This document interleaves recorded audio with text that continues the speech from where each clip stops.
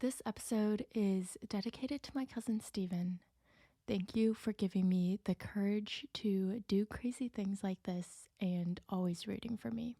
Somehow you guided me here, and I can hear you telling me now, you got this. So here goes nothing. What's up, everyone? Welcome to my new podcast, Dive Deeper, where we go in depth to discover how we can better our relationship with our mind, body, and soul. This is your host, Dr. Duong, and for our very first episode, I originally wanted to share my chronic low back pain story with you all, but I feel called to talk about a topic that is usually not discussed very openly. People shy away from it, get uncomfortable with the topic, and sometimes just aren't ready to address it. And that topic is grief and loss. If this will be too triggering for you, I totally understand. Feel free to switch it to another podcast or come back for a future episode. But just like the podcast name suggests, we're going to dive deep and we're going to do it on the very first episode. To start off, let's define grief. According to dictionary.com, grief is deep sorrow, especially that caused by someone's death. According to helpguide.org, grief is a natural response to loss. It's the emotional suffering you feel when something or someone you love is taken away. We often think of grief as a loss of a loved one, but it can also mean a lot of other things. It can be a loss of a job, a divorce or a relationship breakup, a death of a pet, loss of safety after a traumatic experience. It can be a number of things where change happens and you have a shift in identity.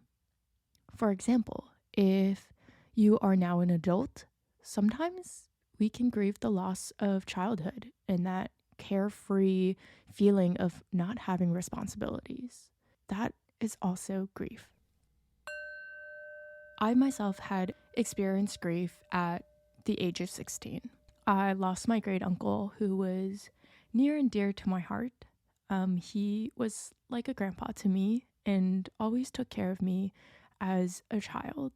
When my parents had to go to work, he would pick me up from school, let me kind of tag along and do his day-to-day activities, and he would always watch after me. He was the first loved one that I lost, and that was definitely one of the hardest ones to have to go through. And after that, I've lost more loved ones, and honestly, it sucks. I've lost both my grandmas on my maternal and paternal sides. I've lost a family pet. I had friends lose their moms this year. I went through a breakup. I lost my cousin. The older you get and the more people you have in your circle, you kind of realize like there'll be more people that you lose. And it's so hard. And that's something that I've been experiencing a lot this month. I feel like all of the grief together have been adding up into something that my therapist called collective grief. And I'm kind of feeling it all at once, especially with everything going on in the world right now. It's really easy to get caught up in it. But one experience in particular that I want to share, that I felt called to share, and the reason why I wanted to create this episode is something that I've been experiencing more recently. October 8th marked the 1 year of my cousin's passing. If you listen closely to my dedication intro, then you'll know that my cousin's name is Steven. Now, let me tell you a little bit about Steven. Steven was 32 years old, lived in California, was hilarious without even trying, and he had a lot of funny catchphrases. He loved staying up late to eat his midnight snacks, which often included ramen, and he smoked a lot of weed. And I probably shouldn't include that in, but it wouldn't be an accurate description without me mentioning that. Steven to me is like that friend that you haven't seen in years. But when you see each other again, you're chatting and vibing as if no time has passed. He was naturally one of my closest cousins without having to talk regularly, and I truly believe he was part of my soul family. So you can imagine how much grief and loss that came about when he was no longer with us. I won't be sharing the exact details of how he passed because he would absolutely hate me for that. He was a very private person and a man of few words, but I will say his passing happened very quickly and was quite traumatic for all of us. Some of us are still processing. Some of us have not processed at all, and some of us are a little bit more at peace with it. Either way, it's a journey that each of us have to go through as human beings one time or another, unfortunately. But there's no right or wrong way to grieve.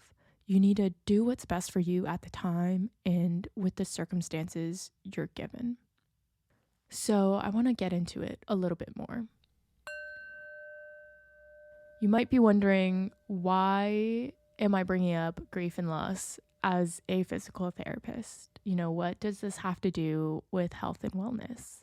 Oftentimes, we think of health as like physical health, and we don't really give as much energy into our mind and our soul. But there's a reason why that phrase, mind, body, and soul, is always paired up together. It's because it's all interconnected. So as good as you are about keeping up with your physical health, what are you doing to help with your mental health? And what are you doing to feed your soul? If you don't have a really good answer for that, then you might be imbalanced. And we really need to put energy into all three of those to really say that we're healthy. And as my experience as a PT, I've worked with many, many patients who have chronic pain, especially those on the Navajo reservation who have really traumatic upbringings and rural areas that don't have a lot of the medical resources that you need or like mental health services that you need. I've worked with so many chronic pain patients, and time again, I've seen that when they come in experiencing and discussing different type of chronic pain issues and we can't find anything, nor can other doctors find anything, then it's usually because there's something else going on that's not physical health related. Oftentimes people will have seen multiple doctors, got a bunch of imaging done, and there's no biomechanical issues that come up. And what I've found is that usually there are traumatic, stressful events that came up. And what happens is if you repress it, it stays in your body. Think about a time when you had to take a really important exam back as a student. If you didn't study that much or had a lot of test anxiety, then oftentimes you will feel nervous and get butterflies in your stomach. The butterflies in your stomach is anxiety, and it's manifesting into stomach pains. That's the best example I have of how emotions can manifest into physical symptoms. So you can imagine if you're going through a very traumatic, stressful life event, and you're not handling it properly, it's gonna manifest in your body. As a society, we're not great at noticing these things in our body because we've always been known to just keep pushing forward and to ignore the messages our body sends us. If we're talking about unprocessed emotions like grief, which is very heavy, they can manifest into physical pain pretty quickly. If you're holding them in and not letting them release and not letting yourself feel those emotions, can lead to injuries, chronic pain, excess fatigue, depression, fibromyalgia, functional neurological disorder, and so much more. From a healthcare provider standpoint, if you have patients coming in with chronic pain and they've told you that they've seen multiple doctors and they can't seem to find anything, I encourage you and challenge you to dive deeper and ask them the tough questions.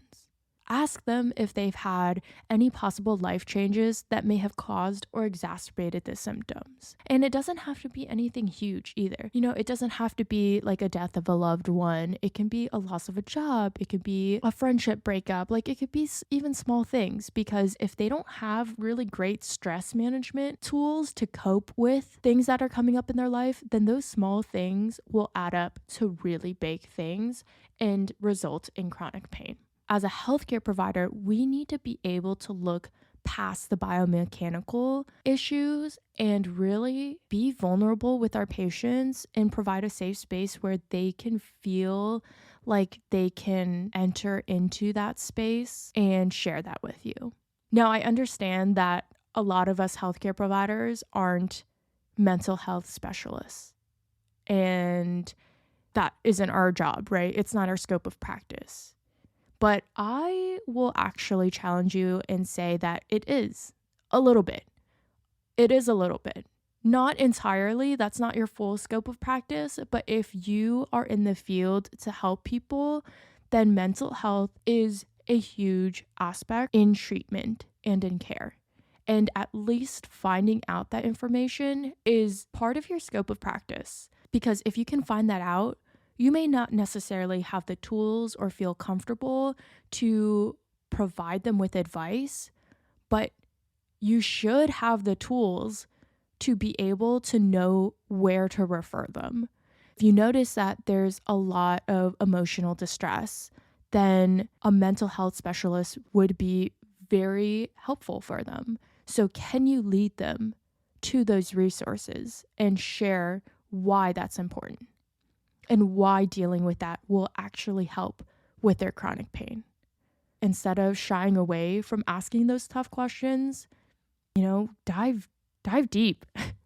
Dive deep into it, because that could be the missing link that is really holding them back and having them have so much pain every single day from morning to night. Now, as a patient, if you're listening to this and you're like, maybe my chronic pain is related to some emotional or mental distress that I've kind of swept under the rug. Maybe that's me, then I challenge you to be courageous, be brave, and talk to someone. I know sometimes it can be so damn hard, and it can feel like if you talk about it, you'll just end up drowning in it.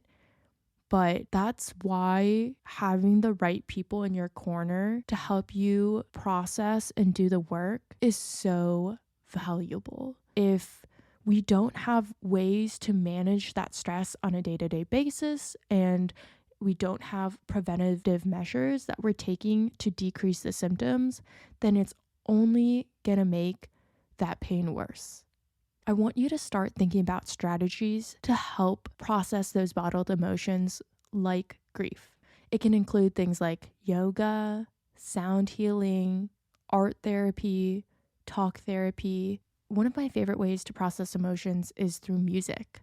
It helps me connect and feel emotions, primarily because artists do a really good job of creating those feelings for us through sound and through their lyrics.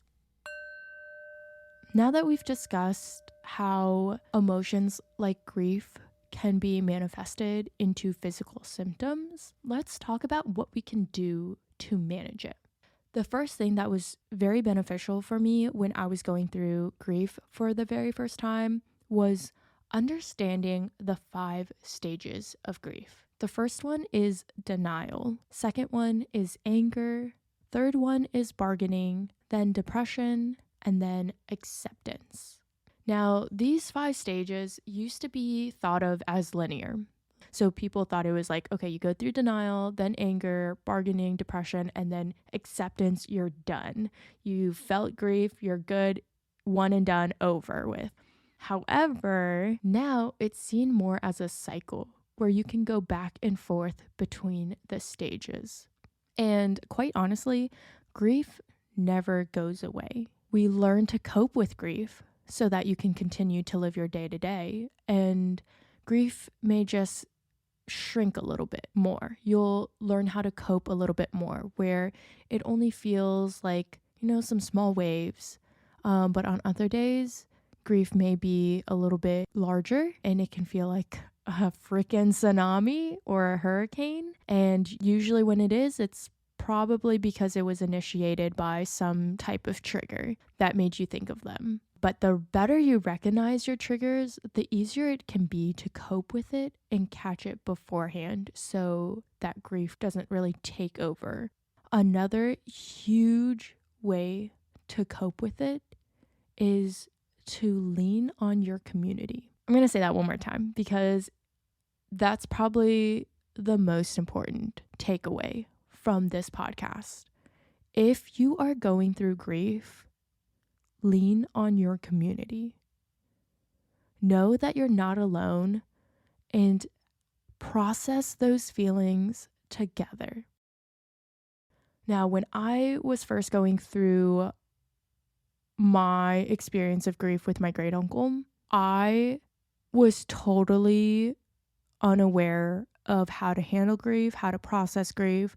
I did it alone. I didn't process the feelings until 6 years later. I felt like I needed someone who would understand the feelings to be able to share openly about it. So I felt like I will just keep it to myself. I'll go through it myself, which is why I'm sharing this to you, because I've been on that end before of trying to go through grief alone, trying to just let the feelings pass without going through it and not sharing it with anyone. But over time, I've learned that that's not the healthiest way to go about it. And it was more detrimental to me and actually fed into my back pain that I will hopefully share with you in a future episode. But yeah, that's not the best way to go through it because it is 1,000 times harder. What I've learned through that experience is that you don't have to share your feelings to someone who you think will understand them. Because I used to get trapped in that notion. I used to think that, in order for them to really empathize and know what I'm going through, they have to have lost a loved one too. And if none of my friends have lost a loved one, then they won't understand. And then they won't understand what I'm going through. I got caught up in that for so long. But honestly, what you really need is just someone who provides a safe space for you. Someone you can share your feelings and thoughts openly with, who will not judge you. If you can find someone like that for you, then they're gold. Keep them in your corner and go to them and confide in them because they will help you get through the thick of it and be your life raft. If you can't think of anyone that can provide that for you, then you have other options. Therapy is a great option, whether it's through individual sessions with a therapist or as group therapy for grief. I've done both and they've been extremely valuable experiences. Lastly, when you are dealing with grief, remember to be kind to yourself and give yourself grace. If you're anything like me, then you might replay a lot of old memories and the memories prior to them passing and thinking about how you would have done things differently, how you would have prioritized certain things so that you could be there with them or spend more time with them. But your loved ones want you to move on.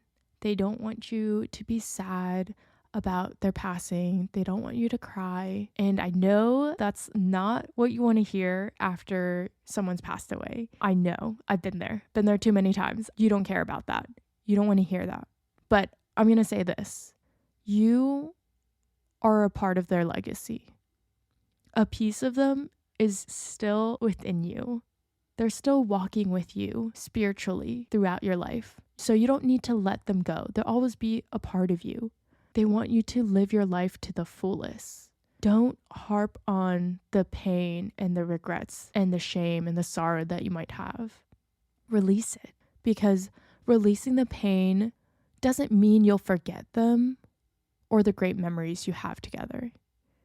Releasing the pain will actually allow you to open up and remember the positive memories. And what I mean by that is, I know after my great uncle passed away, I would constantly repeat scenarios where I wish I would have spent more time with him, held his hand when he was in the hospital. I had so many regrets when it happened. And I would just hold on to that and replay it and be in that pain, because that pain allowed me to visualize him in my memories and were so vivid that it felt like I'm still there with him. But then I was replaying all the negative memories, and that doesn't help him or I. How does replaying negative memories help anyone? It constantly put me in a negative headspace and didn't allow me to move forward in my life.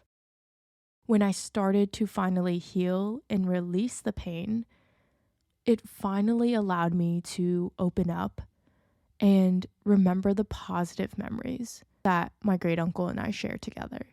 I had to stop beating myself up in order to really be able to celebrate my great uncle's life. Knowing these 3 things about how to navigate grief. So knowing that the 5 stages of grief is more of a cycle that ebbs and flows, and being able to have a community is extremely helpful. And the fact that being kind to yourself and giving yourself grace is valuable, those 3 things will help you get out of the thick, dark, heavy feelings of grief and allow you to become a little bit more resilient by the end of it. For the past decade, I've been able to learn, navigate, heal through my own grief of loved ones that I've lost. And I've been able to apply a lot of these things. And when I go through grief now, it's still so challenging and so hard, but it feels a little bit easier. Now I know how to manage it in a healthier way, where my body doesn't completely break down when grief comes around. It doesn't completely shut down for days, weeks. Over the past decade, since my great uncle's passing till like last year when Stephen passed, I've really been able to hone in on my own process of how I grieve and the healthier ways of grieving, and really apply these things and really accept these methods of healing. They've really allowed me to become stronger and more resilient at the end of it. It still freaking sucks. I'm going to say that. It's always going to suck. I hate it every time. But I feel a little bit more confident that I will get through it, knowing that I have my community, my people in my corner who I know to go to when things happen, who knows what I need and knows how to check in on me and knows how I process through these emotions. So I'm really thankful for them, because without them, I wouldn't be here sharing my own experience to you all and providing you a little bit of positivity and light in this like dark time. I really, really hope that you are able to get through it. I know you'll be able to get through it, but I know it'll come in your own time when you're ready. Don't let anyone force you into thinking you have to deal with it right now if you're not ready. You can't force healing in yourself or in others. So be kind to yourself. And when you are ready, accept the challenge wholeheartedly and know that your loved one is right there by your side, guiding you through. To wrap up today's episode, here are 3 tidbits to take away. When it comes to your mind, try your best not to ruminate on the negative events and replaying the memories beforehand. Instead, reframe your perspective and start thinking about a positive, happy memory you had with your loved one. When it comes to the body, holding and bottling up emotions may lead to them manifesting into physical symptoms, injuries, and illnesses. Use those coping strategies that we discussed, like therapy, yoga, sound healing, to try your best to start managing the grief. Lastly, when it comes to the soul, open up to someone about what you're feeling. Find that safe space that will allow you to share your experience, because the best way that you're able to get through it is if you can kind of transform that feeling of grief into a feeling of celebration of your loved one. To finish up this episode, I really felt called to do a tarot reading at the end. So I'm going to pick a card that will be a message for the collective. And if it resonates with you, then hold on to it. If it doesn't, let it pass. That's totally fine. It's not for everyone, and that's okay. But even if you are hearing this episode a little bit later down the line, then it will be a timeless reading. So feel free to take it with you if it resonates. If you are new to tarot, know that the messages that I share aren't things set in stone. These messages are to help provide clarity, especially when it comes to the spirit and the soul. If this is something that interests you, then let me know down in the comments below, because then I can kind of get into a little bit more depth about tarot card readings and why it's beneficial for the mind, body, and soul. So let's start. The deck that I'll be using is called the Wisdom of the Oracle. I'll let you know which card I get, and you can always Google the number and the card, and you can look at the picture too, and sometimes you'll get some messages from that as well. Oh, wow. Okay, so I shuffled the card a bunch, and I got the card Peace. So this card is number 23, Peace, and it is upside down. So whenever these oracle cards are upside down, then it's providing a protection message from spirit. This just means spirit is watching over you a little bit extra during this time. The protection message is this: now is a time for calmness and well-being in spite of temporary conditions. Even if there are dissonant notes in the music of your life, all that means is that you must go within and fine-tune the extraordinary instrument that you are. Find harmony within yourself, and don't look to the outer world to provide certainty. This, too, shall pass. And once again, your life will be filled with beautiful music. All right, all. If you stuck with me here till the very end, I am so grateful for you and so happy that I am able to share such a vulnerable topic, especially something that I'm experiencing so heavily this month. I am thankful to have you in this community, and I really hope you were able to get something out of it as well. Remember, your family and friends want to support you and are there for you in many more ways than you know. Don't be afraid to reach out to them or talk to a mental health professional about what you're experiencing. If you'd like, you're more than welcome to reach out to me and share your story as well. I'll link my handles down below. And until the next episode, I am wishing you all much healing.